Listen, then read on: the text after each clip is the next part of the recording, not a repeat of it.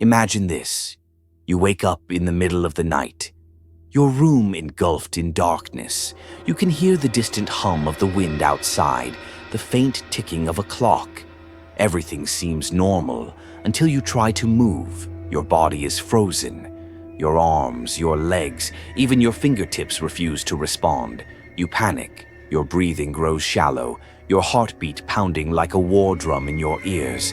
And then you hear it, a whisper, a slow, deliberate breath coming from the corner of your room. Your eyes dart to the source of the sound, and that's when you see it, a dark silhouette standing motionless in the shadows. Its form is human-like but distorted. Its face, indistinct, empty, staring directly at you. A chill creeps up your spine as the figure begins to move, slowly, deliberately, closer. You want to scream, to run, to wake up from this nightmare, but you can't. Something is pressing down on your chest, as if an invisible force is holding you prisoner. You gasp for air, but your lungs refuse to expand, and just as the shadow looms over you, just as its icy breath brushes against your skin, you wake up, or do you? This is sleep paralysis, a phenomenon so terrifying, so real, that those who experience it are left questioning what they truly saw. Was it a hallucination, a trick of the mind, or did something visit you? Doctors will tell you that sleep paralysis is nothing more than a harmless sleep disorder, a temporary glitch in the body's transition between different sleep stages. The brain wakes up, but the body remains paralyzed, still trapped in the state of REM sleep. It's a well-documented condition, one that medical professionals assure is completely normal. But if that's true, why do so many people report the exact same horrifying experience? The shadow figures, the dark entities, the overwhelming feeling of pure evil. If sleep paralysis is just a trick of the mind, then why do millions of people across different cultures, across history, and across continents all describe encountering something in the room with them? Could it be something far more sinister? Something that only reveals itself when we are at our most vulnerable? One of the most terrifying aspects of sleep paralysis is the appearance of shadow figures. They are seen by countless victims, dark, humanoid forms lurking at the edges of vision.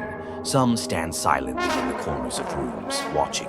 Some crouch on chests, suffocating their victims. Others crawl closer. A man from Texas described waking up one night, unable to move, feeling a suffocating weight on his chest. His eyes darted around the room, scanning the darkness, until he saw it, a tall, faceless figure standing in the doorway. It had no eyes, no mouth, just a deep black void where its face should be, and then, without a sound, it moved. It glided across the floor, its presence sending waves of ice through his body. He wanted to run, to escape, but his limbs remained frozen. The whispers began, low, guttural, inhuman, and as the figure reached the edge of his bed, leaning over him, bringing its void-like face inches from his own, he woke up, drenched in sweat, gasping for air. But was it a nightmare, or was something really there? For centuries, different cultures have described a terrifying entity that visits people in their sleep. In Europe, they called her the Old Hag, a withered, monstrous woman who would sit on people's chests, stealing their breath, watching with hollow eyes as her victims lay paralyzed in terror. In Japan, they feared Kanashibari, a vengeful spirit that would pin its victims down, suffocating them.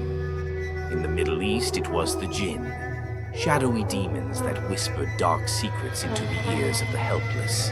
Different names, different times, but the same terrifying experience.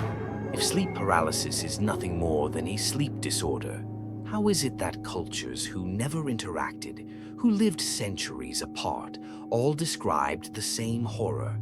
Could it be that the old hag, the shadow people, the jinn, are more than just legends?